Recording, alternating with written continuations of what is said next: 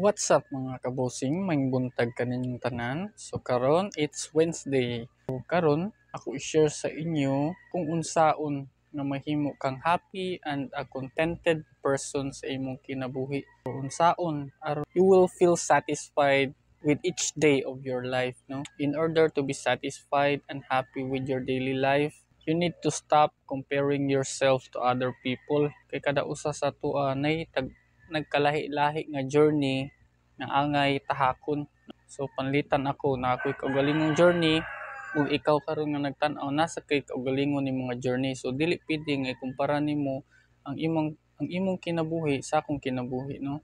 Kay lahi-lahi man ta. The only person that you need to compare yourself into is yourself.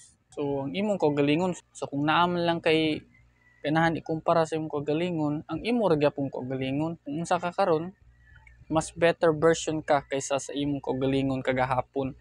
So if you think that way, you will seek improvement towards yourself. You will seek your own happiness. So kay kitang tao lahi ang gid kalipay.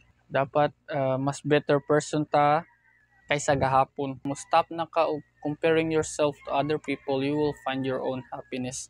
You will find your own purpose. You need to be satisfied with your life, but at the same time, you also need to seek improvements towards yourself in order for you to become a better person than yesterday. Kung unsa ka gahapon, mas better ka karon. So mo na goal, no? So kung yun na tagadlaw mag-improve gid ta. Kung yun na ang atong thinking.